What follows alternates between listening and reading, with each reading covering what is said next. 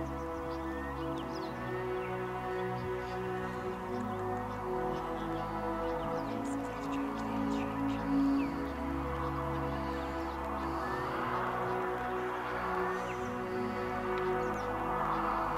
very first time we actually saw them, they were pretty far away and they were in a bush, but we were so excited, and getting to see them just come out of the bush and run around and interact with each other. It was such an incredible experience to see these animals the way they're meant to be in the wild.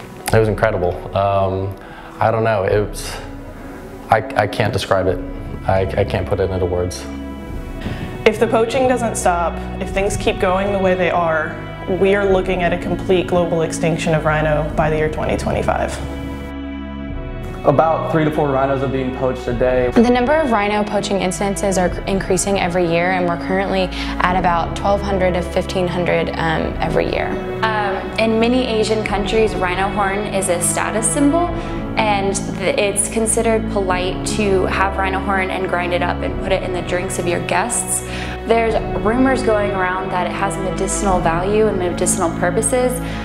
It's believed to cure cancer, to cure HIV and AIDS. It's believed to cure a wide variety of health issues, and there's actually no scientific evidence that any of that is true. This unnatural rate of mortality caused by poaching is actually making it to where the death rate of these rhinos in South Africa is far exceeding the ability of the population to reproduce. They're being left there to die.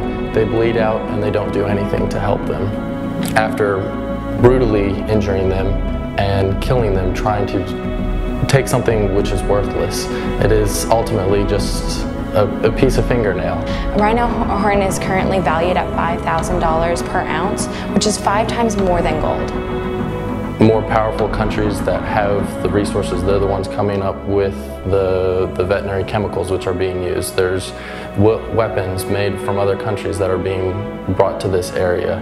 There's people from other countries that are purchasing it. It's not South Africa's problem, it's a global problem. Every species on this planet is like a stack of cards, and if you start removing them, the stability of the globe might stay for a little while. Eventually it all collapses on itself. There are anti-poaching teams out there. They're doing what they can, but they're drastically underfunded. There's not enough of them, and they need more help than they have. Hope was a rhino that had been poached in May, and we got to go and witness one of her procedures to fix the wound on her face left by poachers. The Hope procedure was 2.5 hours of watching this rhino suffer. Her face was just all bloody and open, and I couldn't even imagine why somebody would do something like that to an animal, because they left her alive the whole time that they were attacking her. You just see a gaping hole in her face with holes going up where they've cut so far down into the plate of her face that it's actually missing most of the bone that's supposed to be there, not just the horn. Down on her, they were having to like poke and prod at her open wound, and every time I would just wince because you could see the pain in her eyes as well, and I just hurt for her. Being able to see rhino poaching and something like that up close and personal really put a face to the crisis. It's not hunting, it's not sport, it's not glorious, it's not pretty, it's absolute brutality. We're looking at the rhino really as a flagship species for conservation, but there are many others, and I hope that the students will take that with them. And now that I've actually gotten to be there and gotten to see them in the wild completely like they're supposed to be, I want to preserve that for the other generations, because we can't lose a species like that, so big and so great, because it would just be a tragedy. I think it really takes you being there to understand how magnificent these animals are and how it really is a life-changing experience to see a rhino in the wild as opposed to going to the zoo. I can't imagine coming back and then just not doing anything about it anymore. It's much more than just preserving a particular species. It's about preserving an entire community. The villages that surround the game reserves in South Africa and in the Eastern Cape and Amakhala in particular, their livelihoods are tied to the conservation of wildlife.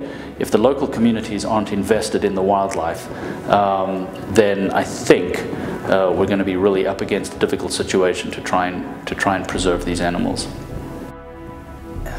Back home, you kind of wonder what you can actually do. And the biggest thing you really can do is just spread what's actually going on. Don't just spread the carnage. Share the pictures of the rhinos that shouldn't be alive. Share the pictures of the rhino that have been through all of the trauma and have come out on the other side.